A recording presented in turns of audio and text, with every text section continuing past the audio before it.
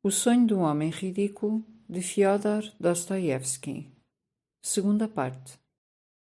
Mas reparem, apesar de tudo me ser indiferente, sentia, por exemplo, a dor. Sim, a dor sentia-a. Se alguém me tivesse batido, sentiria a dor. E o mesmo no aspecto moral. Se tivesse acontecido algo de triste, sentiria piedade, tal como antes de tudo se me ter tornado indiferente. Por isso, daquela vez senti compaixão. Eu não tinha outro remédio senão prestar o meu auxílio a uma pequenita, fosse como fosse. Por que não prestei àquela? Porque precisamente nesse momento me ocorreu uma ideia. Quando ela me puxou pelo braço e me falou, surgiu-me um problema para o qual não encontrava resposta.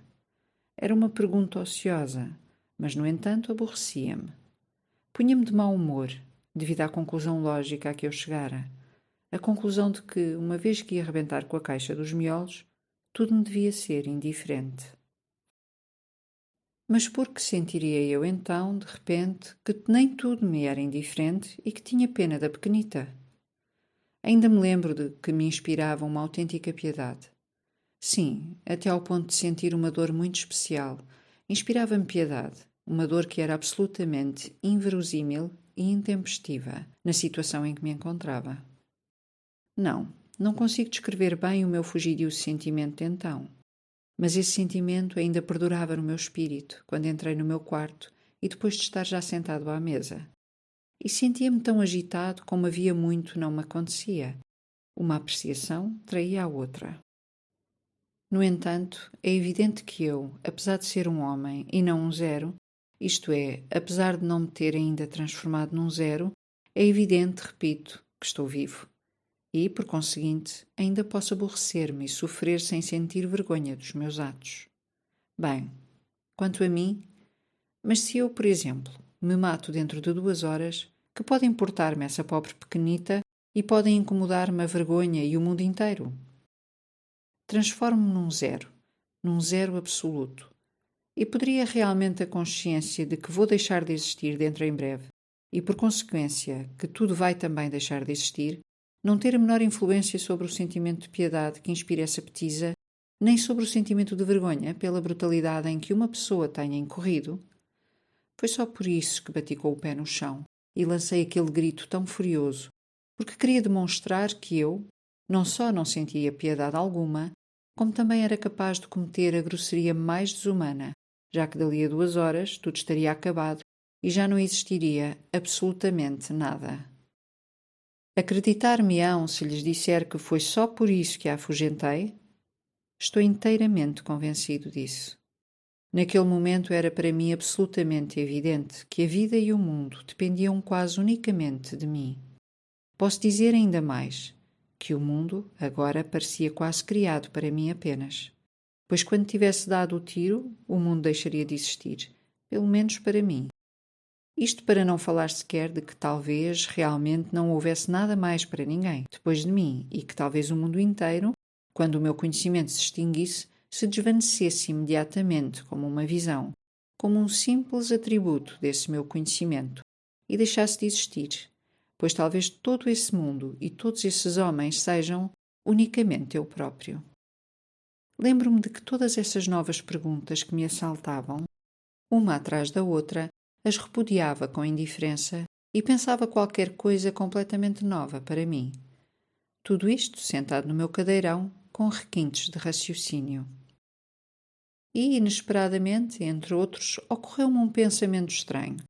Se eu, por exemplo, tivesse vivido na Lua noutro tempo, ou no planeta Marte, e cometido aí alguma ação incrivelmente desonesta, a mais desonesta que imaginar-se possa, e devido a essa ação me tivesse visto aí ultrajado e desonrado, de uma maneira como só às vezes podes ver-se nos sonhos, sob o influxo de um pesadelo, e depois, na Terra, não me abandonasse a recordação daquilo que eu tivesse feito nos outros planetas, e soubesse, além disso, que jamais, fosse como fosse, havia de voltar a esses outros planetas. Pergunto então, quando eu olhasse a Lua cá da Terra, tudo seria para mim indiferente ou não? Envergonhar-me-ia ou não então dessas minhas ações? Essas perguntas eram ociosas ou supérfluas, visto que estava ali o revólver diante dos meus olhos, em cima da mesa, e que eu sabia de certeza absoluta que aquilo havia de acontecer, infalivelmente. Mas, no entanto, essas perguntas pungiam-me e molestavam-me. Parecia-me que, afinal, eu não podia morrer sem ter de qualquer maneira resolvido esses problemas. Em resumo, aquela pequenita salvou-me, pois devido àquelas perguntas adiei a minha morte. Entretanto, no quarto do capitão reinava o silêncio. O dono da casa e os hóspedes tinham acabado de jogar às cartas e preparavam-se para dormir, embora sem deixarem de resmungar ou de insultar-se até ao fim, na sua bebedeira. E então sucedeu-me adormecer repentinamente, coisa que nunca antes me acontecera, sentado no cadeirão, junto à mesa. Adormeci de um momento para o outro. Como se sabe, os sonhos são uma coisa muito estranha. Percebemos neles com uma clareza assustadora, com uma artística elaboração, certos pormenores, ao passo que passamos outros completamente por alto, como se não existissem, sucedendo assim, por exemplo, com o tempo e com o espaço. Creio que os sonhos não os sonha a razão, mas o desejo, não a cabeça, mas o coração. E, no entanto, sobre que coisas tão complicadas passa às vezes a minha razão no sonho.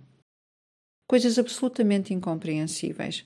Por exemplo, há 5 anos que morreu o meu irmão, mas eu costumo vê-lo frequentemente nos meus sonhos. Toma parte em tudo quanto me interessa. Falamos longamente de tudo quanto se possa imaginar. Mas, ao mesmo tempo, tenho sempre a consciência e nunca me esqueço um momento de que há já muito tempo que o meu irmão está morto e enterrado. Mas a que devido o facto de eu não estranhar de maneira nenhuma a sua presença? Que não me espante por o morto se sentar junto de mim e me falar? Porque não se revolta a minha razão? Mas já chega. Vou agora falar-lhes do meu sonho. Sim, nesse tempo tive eu aquele sonho, o meu sonho de 3 de novembro. Os senhores dir-me-ão agora que se tratou apenas de um sonho. Mas é completamente indiferente que fosse um sonho ou não fosse, uma vez que este sonho me tivesse revelado a verdade? Porque uma vez que se reconheceu a verdade, depois de que ela se vê, já sabemos que é a verdade única, que fora dela não pode haver nenhuma outra, quer estejamos adormecidos ou acordados. Pois bem, se é um sonho, por mim, admiti-o. Mas essa vida que os senhores tanto apreciam, estava eu disposto a deixá-la, servindo-me do suicídio, ao passo que o meu sonho veio revelar-me uma vida nova, grande, maravilhosa. Atenção,